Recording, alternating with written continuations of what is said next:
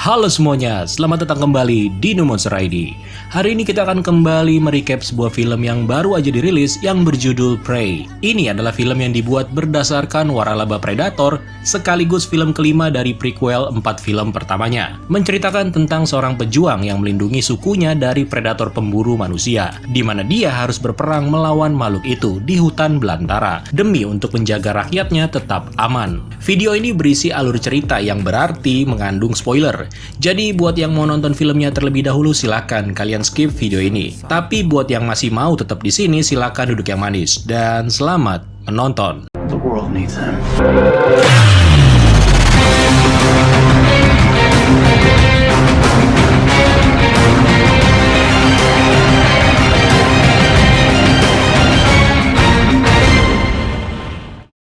Dahulu kala diceritakan ada seekor monster yang pernah datang ke bumi. Pada tahun 1719, ada seorang wanita muda yang bernama Naru. Dia ini merupakan suku asli Amerika dari daratan selatan Amerika Serikat saat ini. Naru juga adalah seorang wanita yang sedang berusaha menjadi seorang tabib dan selalu bermimpi untuk menjadi pemburu hebat seperti kakaknya yang bernama Tabe.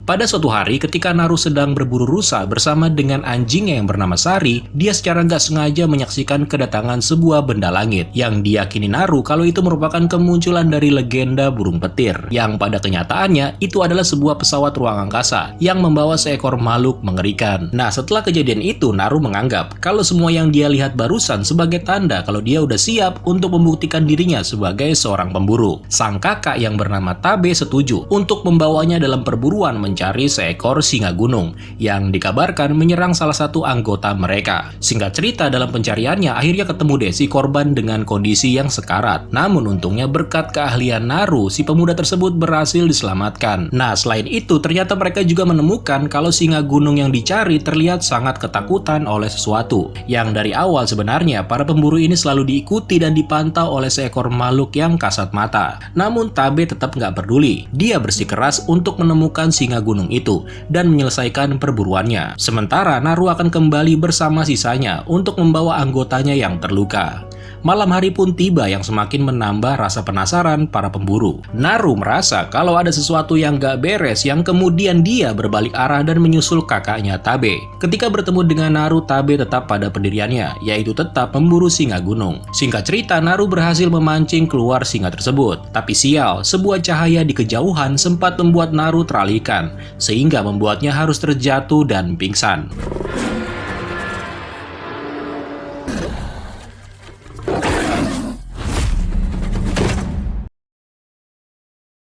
Tabe lalu membawa Naru pulang untuk diobati. Sementara dia akan kembali ke dalam hutan untuk membunuh singa yang melukai adiknya itu. Tabe pun akhirnya berhasil melakukannya, di mana dia kembali sambil membawa singa tersebut. Nah, tindakan yang dilakukan Tabe itu kemudian membuat dirinya semakin dihormati oleh kepala suku dan juga anggota suku yang lainnya. Melihat hal itu, Naru merasa iri sekaligus kecewa, karena menurutnya masih ada nih bahaya lain yang berkeliaran di dalam hutan. Keesokan harinya, Naru kemudian meninggalkan rumah bersama dengan Sari secara diam-diam untuk pergi berburu, sekaligus ingin membuktikan bahwa apa yang dia lihat memang benar adanya. Sementara itu, sesuatu yang dimaksud kini sedang memantau pergerakan seekor serigala yang lagi mengejar mangsanya. Makhluk yang dikenal dengan nama Predator ini bahkan sengaja menantang serigala itu untuk bertarung.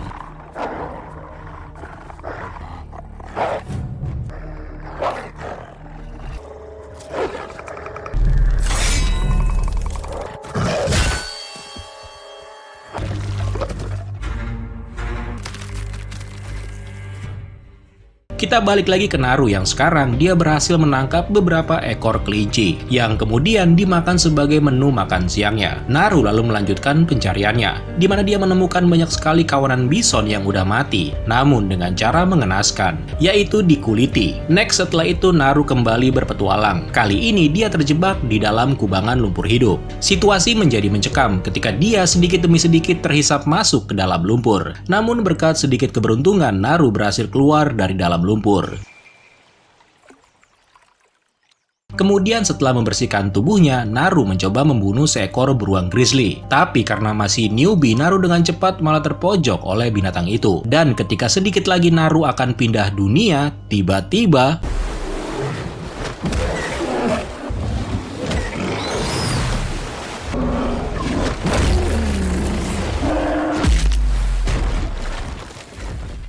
Dia melihat beruang itu dibunuh oleh sesuatu yang nggak pernah dia lihat sama sekali. Naru melarikan diri karena ketakutan, sebelum akhirnya bertemu dengan sekelompok pemburu yang dikirim untuk menemukan dan membawanya pulang. Naru sempat menolak untuk pulang, yang akibatnya dia harus dibawa secara paksa. Nah, pas lagi mau pulang, tiba-tiba makhluk itu muncul lagi.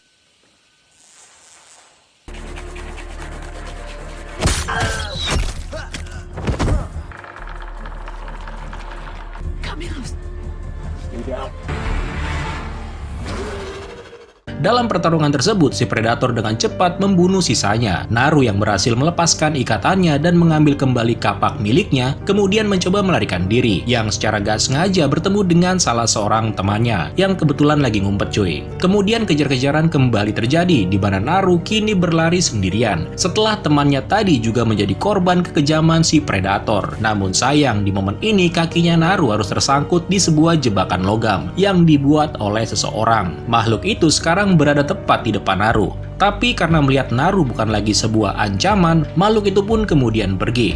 Ternyata jebakan tadi dibuat oleh para pengembara yang berasal dari Prancis, di mana mereka juga sebenarnya yang bertanggung jawab karena telah menguliti bison-bison yang kita lihat sebelumnya. Nah, predator yang kita tahu di film-film sebelumnya itu selalu menguliti mangsanya, dan kemungkinan itu belajar dari sini awalnya, karena makhluk-makhluk ini selalu berkembang dan belajar tentang bagaimana menghadapi lawan-lawannya. Next, kemudian orang-orang Prancis tadi menangkap dan mengurung Naru. Seorang penerjemah yang bernama Raphael diperintahkan untuk menanyai Naru perihal makhluk yang dilihat tadi.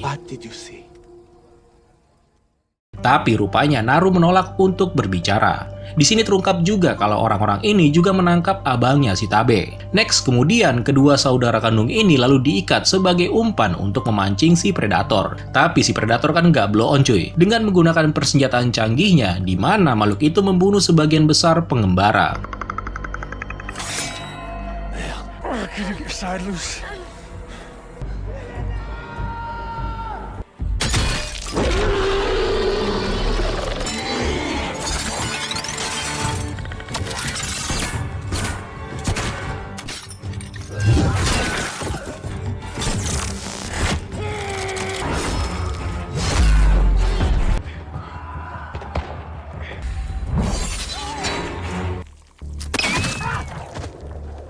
Singkat cerita, dengan memanfaatkan konflik yang terjadi, Tabe dan Naru berhasil melarikan diri. Naru juga nggak lupa nih menyelamatkan Sari di camp pengembara. Di sana, dia juga menemukan Raphael yang sekarat dan meminta pertolongan medis. Dan sebagai gantinya, Raphael akan mengajari Naru caranya menggunakan pistol. Naru lalu memberinya herbal untuk menghentikan pendarahan dari luka-lukanya, yang secara nggak sengaja ditemukan kalau efek dari herbal tadi bisa mengurangi panas tubuh seseorang, alias menggigil kedinginan. Hal itu diketahui Naru ketika si predator nggak bisa melihat Raphael yang kebetulan lagi pura-pura mati. Tapi sayang cuy, hanya karena Raphael kakinya terinjak oleh si predator, akibatnya dia ketahuan dan akhirnya mati-mati juga. Tabe tiba-tiba datang dengan menunggang kuda untuk menyelamatkan Naru. Tabe bahkan sempat membuat makhluk itu kewalahan, sebelum akhirnya si predator menggunakan jubah tembus pandangnya untuk bersembunyi. Makhluk itu secara diam-diam muncul dan menikamnya dari arah belakang.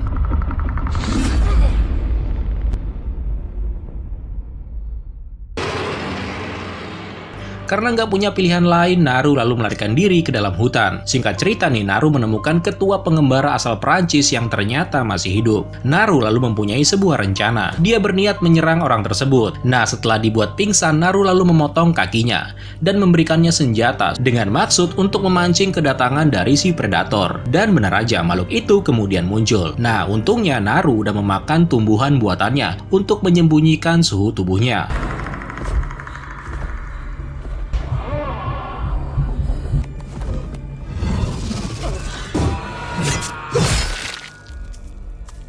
Dengan cepat, Naru lalu menggunakan pistol miliknya untuk menyergap si predator dari arah belakang, yang kemudian menyebabkan topeng si predator terjatuh. Naru mengambil topeng tersebut, dan dari sana dia segera berlari ke dalam hutan, sambil mempersiapkan sebuah rencana untuk melawan makhluk itu. Dengan menggunakan semua pengetahuannya tentang karakteristik dan taktik yang digunakan oleh si predator, Naru lalu memancingnya ke dalam lubang lumpur yang sama tempat dia terjatuh sebelumnya.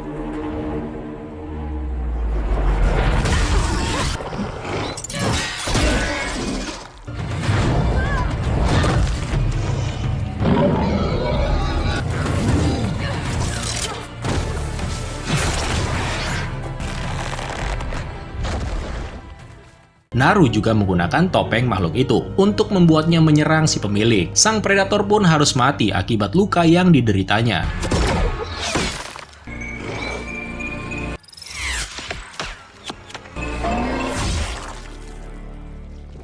Naru kemudian memenggal kepalanya dan kemudian mengecat wajahnya dengan darah si predator. Setelah kejadian itu, Naru membawa kepala si predator dan pistol miliknya kembali ke rumahnya. Nah, ternyata terungkap kalau pistol tersebut adalah pistol yang sama ketika pemimpin predator memberikan oleh-oleh kepada petugas polisi Mike Harrigan, yaitu sebuah pistol dalam film Predator pada tahun 1997. Naru lalu berpesan kepada warganya kalau sekarang udah waktunya bagi mereka untuk mencari rumah yang baru akibat kedatangan para pengembara dari benua lain. Semua orang kini menghormati kemenangan yang diraih oleh Naru, yang dengan ini Naru telah menjadi seorang pemburu yang tangguh dari suku mereka. Dalam post-credit scene terlihat sebuah penggambaran yang menunjukkan kalau ada 3 kapal predator yang telah tiba di bumi dan menuju ke tempat suku tersebut berada.